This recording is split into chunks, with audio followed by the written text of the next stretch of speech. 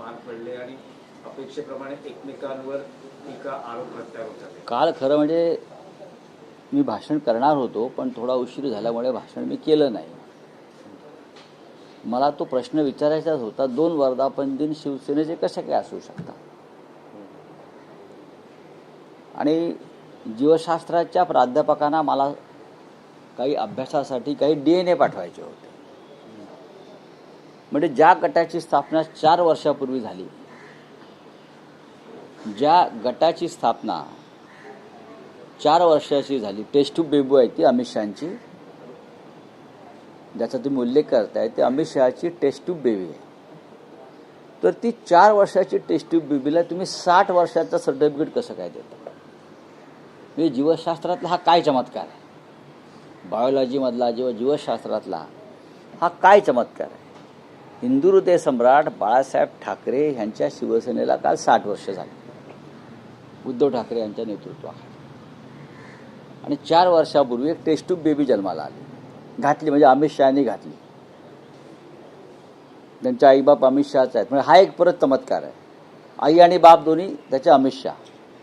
हां, ते खूप मोठं त्याचं संशोधन करावं लागेल. आणि तो जर कोणी संशोधन केलं तर त्याला विज्ञानातलं किंवा जीवशास्त्रातलं नोबेल पुरस्कार मिळू शकतो. तर ते 4 वर्षाच्या टेस्ट ट्यूब बेबीला 60 वर्षाचा म्हणून त्यांनी काल साजरा केला वाढदिवस. हा जीवशास्त्रातला एक चमत्कार आहे.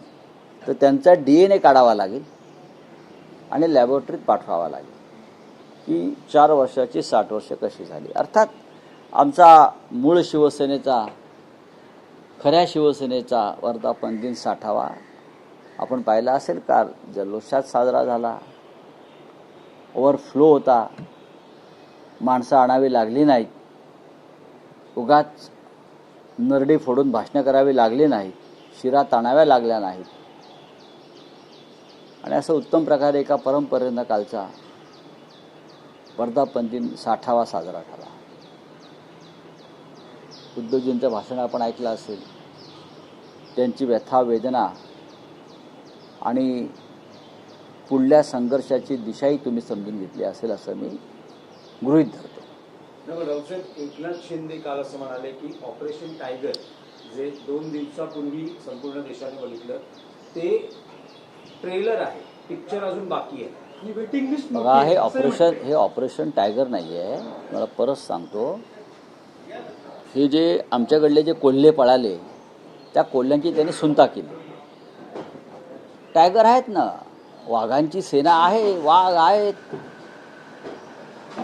जे लोक स्वतःच विकायला तयार झाले, 6 लोक विक्रीसाठी, फॉर सेल हे मार्केटला आले, बाजारात आले. आणि शिंद्यांकडे अफाट पैसे असल्यामुळे विकत. आता ऑक्शनमध्ये अनेकदा परदेशामध्ये आपण पाहता, विजय मल्ल्याने गांधींचा चष्मा आणला, कोणी टिपूची तलवार आणली, कोणी ऐतिहासिक चित्र विकत घेतं, कोणी मॉडर्न आर्ट विकत घेतात. आणि काही लोकांना कुठल्या तरी असंच काहीतरी चित्र गोष्टींची आवड असते, विकत घेऊन घरात लावण्याची, संग्रहात ठेवण्याची. तशा ऑक्शनमध्ये हे त्यांना 6 लोक मिळाले. त्यांनी आपली किंमत लावली आणि शिंद्यांकडे ओव्हरफ्लो असतो पैशांचा, त्याच्यामुळे त्याने ती विकत घेतली. याच्यामध्ये कसलं आलं ऑपरेशन? आता मी परत शिवी घातली, मी एक फार समर्पक शिवी आहे. कसलं ऑपरेशन? घंटा.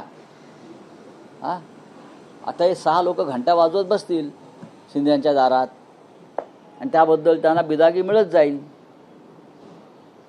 कठीण आहे. अशा प्रकारच्या राजकारणामध्ये श्वास घेणं हे खूप कठीण झालं आहे आमच्यासारख्या लोकांना.